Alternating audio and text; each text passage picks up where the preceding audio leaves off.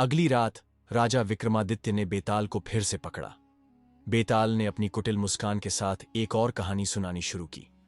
एक बार एक दूर के राज्य में एक राजकुमार था।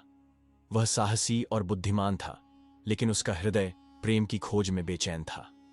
एक दिन उसने एक अद्भुत सुंदर युवती को एक झील के किनारे देखा। वह युवती चांदनी रात में ऐसी लग रही थी जैसे स्वयं स्वर्ग से उतरी हो। राजकुमार ने उसे देखकर तुरंत प्रेम निवेदन किया। युवती ने मुस्कुराते हुए उसकी बात मानी, लेकिन एक शर्त रखी।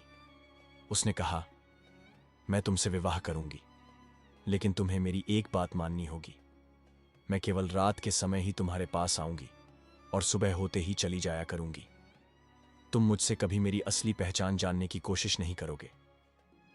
राजकुमार, जो पहले ही उसके प्रेम में डूब चुका था, ने उसकी शर्त मान ली। उनका विवाह धूमधाम से हुआ, लेकिन युवती की शर्त ने राजमहल में रहस्य का माहौल बना दिया। हर रात वह राजकुमार के पास आती और सुबह होने से पहले चली जाती। राजकुमार ने शुरू में अपने वादे का पालन किया, लेकिन समय के साथ उसकी उत्सुकता बढ़ने लगी। उसे यह जानने की बेचैनी सताने लगी कि उसकी पत्नी आखिर कौन है और सुबह के समय कहां चली जाती है। एक रात राजकुमार ने अपने वादे को तोड़ने का निश्चय किया। उसने चुपके से युवती का पीछा किया।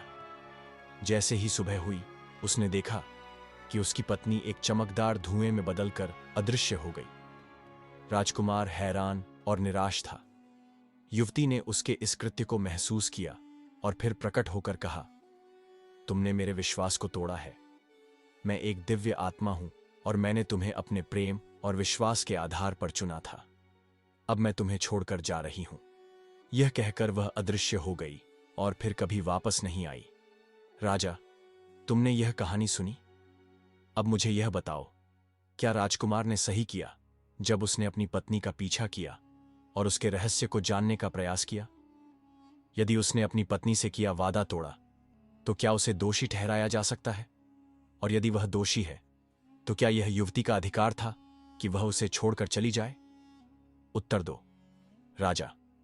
और यदि तुमने सही उत्तर नहीं दिया, तो तुम्हारा सिर फट जाएगा। राजा विक्रमादित्य ने गहराई से सोचा और फिर उत्तर दिया, बेताल, राजकुमार का कार्य नैतिक रूप से गलत था, क्योंकि उसने अपनी पत्नी से किया वादा तोड़ा। जब उसने शर्त मानकर विवाह किया, तो उसे अपने वचन का पालन करना चाहिए था। प्रेम और विश्वास एक दूसरे के पूरक होते हैं। हालांकि राजकुमार का उत्सुक होना भी स्वाभाविक था, क्योंकि इंसानी स्वभाव रहस्यों को जानने की ओर खींचता है। लेकिन उसकी पत्नी, जो दिव्य आत्मा थी, ने सही किया उसे छोड़कर। उसने पहले ही शर्त रखी थी और राजकुमार ने उसे तोड़ा। जब प्रेम विश्वास पर आधारित होता है, तो विश्वास का टूटना उस प्रेम को समाप्त कर देता है। इसलिए युवती का निर्णय उचित था।